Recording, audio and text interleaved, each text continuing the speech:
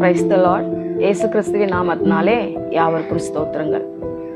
மனுஷன் எதை விதைக்கிறானோ அதையே அறுப்பான். இப்போ உலக மனிதர்கள் என்ன நினைக்கிறாங்கன்னா, இன்னைக்கு நம்ம மற்றவங்களுக்கு தீங்கு செஞ்சிட்டா நாளைக்கு நம்ம நல்லா இருந்துருவோம், அவங்கள நம்ம குற்றம் சொல்லிட்டா நாளைக்கு நம்மளை எல்லாரும் பாராட்டுவாங்க, நமக்கு மிகப்பெரிய பேரும் புகழ்ச்சியும் வரும்னு சொல்லி நினைக்கிறாங்க. இது உலக மனிதர்களுடைய எண்ணிக்கையா இருக்கலாம். வேதம் அறிந்தவர்கள் அப்படி செய்ய முடியாது.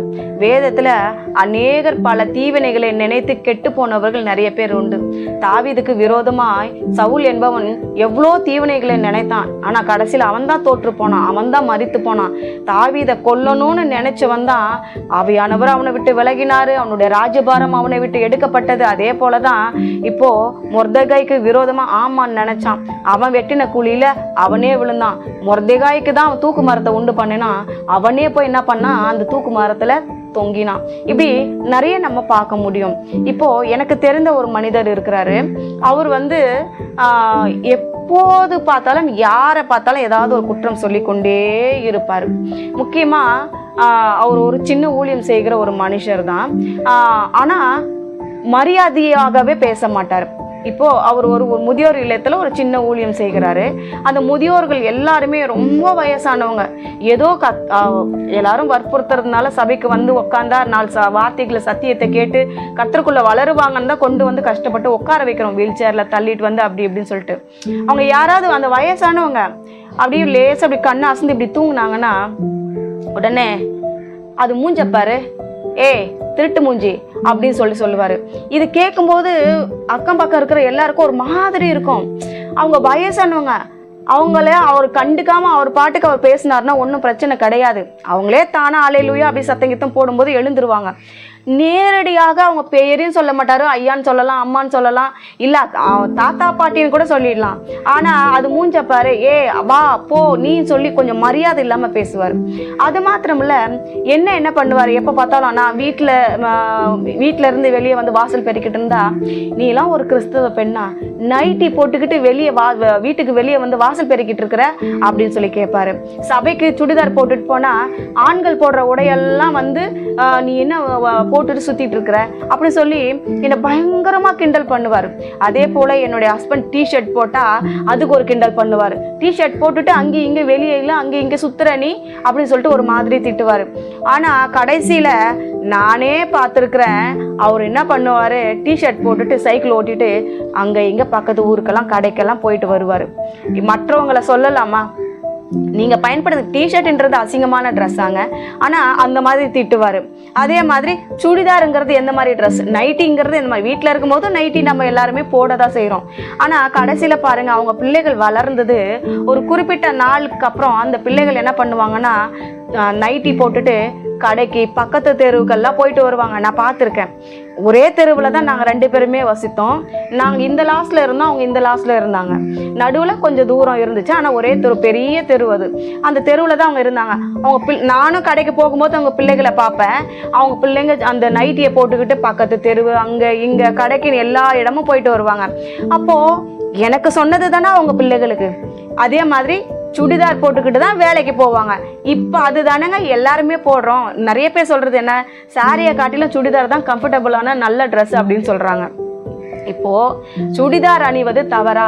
சுடிதார் போட்டு அது மேல ஷால் போட்டு எல்லாருமே ஒரு சிலர் அணியிறாங்க, இல்லைன்னு சொல்லல, கவர்ச்சிகரமா அணியிறாங்க. நம்ம எப்படி அணியிறோமோ அதை பார்த்துதான். இவ்வளோ கிண்டல் பண்ணவர் யாராவது நான் இருக்கிறது ஒரு முதியோர் இல்லம், அங்க வேலை செய்யறது கொஞ்சம் பேர்.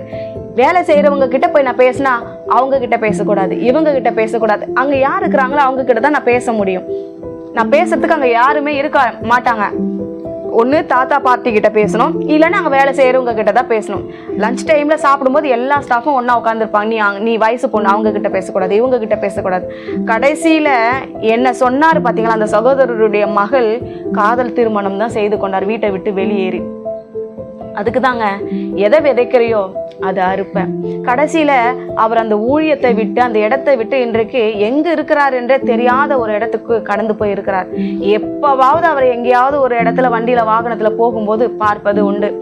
யாரையும் மதிக்க மாட்டாரு. தான் ஒரு ஊழியம் செய்கிறோங்கிற அந்த ஒரு கர்த்தருக்கு பயமும் கிடையாது. யாருக்கும் மரியாதையும் கொடுக்க மாட்டாரு. அதே சமயத்துல எல்லாரையும் அது ரோடுன்னு பார்க்க மாட்டாரு, கடனும் பார்க்க மாட்டாரு. நின்ன இடத்துலயே அதாவது வாமா போமான்லாம் சொல்ல மாட்டாரு. நீ அதாவது அது மூஞ்சப்பாரு அப்படி ஒரு மாதிரி நீ வா போ மரியாதை இல்லாம பேசக்கூடியதான ஒரு மனிதன் தான். நான் என்ன சொல்றேன்னா, நீங்க யாரை எப்படி கனம் பண்றீங்களோ அப்படிதான் உங்களுக்கு அது திரும்ப செய்யப்படும். நீங்க யாரை எந்த அளவின அளக்குறீங்களோ அப்படிதான் உங்களுக்கு அளக்கப்படும். நான் உங்களுக்கு அந்த வசனத்தை வாசித்து காட்டுறேன். யோபு 4ஆம் அதிகாரம் 8வது வசனம். நான் கண்டிருக்கிறபடி அநியாயத்தை உழுது தீவனையை விதைத்தவர்கள் அதையே அறுக்கிறார்கள். முக்கியமா கலாத்தியர் 6ஆம் அதிகாரம் 7வது வசனத்துல சொல்லி இருக்கிறது பிற்பகுதி, மனுஷன் எதை விதைக்கிறானோ அதையே அறுக்கிறான்னு சொல்லிட்டு. ஆமாங்க, நம்ம எதை விதைக்கிறோமோ அதை தான் நம்ம அறுவடை செய்வோம். யாருக்கு நம்ம எப்படி கனப்படுத்துறோமோ, நீங்க அவங்கள கனப்படுத்தினா அவங்க திருப்பி உங்களை கனப்படுத்த போறாங்க. நீங்க அவங்கள கனவீனப்படுத்தினா ஒரு நாள் வரும், எல்லா நாளும் இல்லை, ஒரு நாள் வரும். அப்போ நீங்க கனவீனப்பட்டிருக்கிறத அவங்க கண்களால பார்ப்பாங்க. ஒருவேளை அவங்க உங்களை கனவீனப்படுத்தலனாலும் நீங்களே கனவீனப்பட்டு போவீங்க. நீங்க ஊழியக்காரன்றதுனால உங்களுக்கு ஒரு வேளை மரியாதை இருக்கலாம். ஆனா உங்களை எந்த அளவுக்கு உங்களை தாழ்த்தி அவமானப்படுத்தி மற்றவங்க முன்பாக இழிவாய் பேசுகிறார்களோ அவங்க வாழ்க்கையில அது நடக்கும் போதுதான் அவங்களுக்கு தெரியும். ஒருவேளை அவர் சொல்லி இருக்கலாம், அவங்க வீட்டுல யாராவது கேட்காம இருந்திருக்கலாம். இப்படிதான் நிறைய பேர் இன்றைக்கு வாழுகிறார்கள். டிஷர்ட் போடக்கூடாதுன்னு சொன்னாரு, அவர் போடலாமா?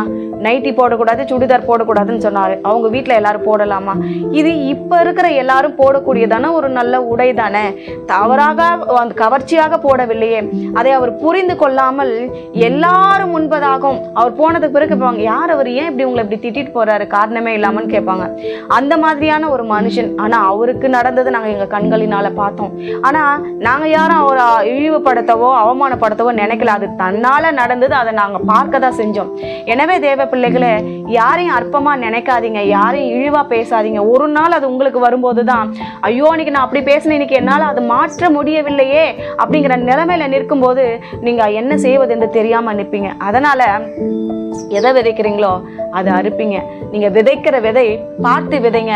நீங்க கனப்படுத்தினா உங்களுக்கு கனம் வந்து சேரும். செபிக்கலாமா? நல்ல தகப்பனே, இந்த வேலைக்காக நன்றி செலுத்துகிறேன்.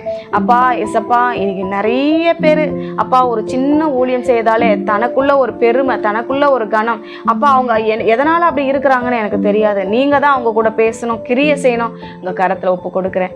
இயேசுவின் நாமத்துல செபிக்கிறேன் பிதாவே, ஆமென்.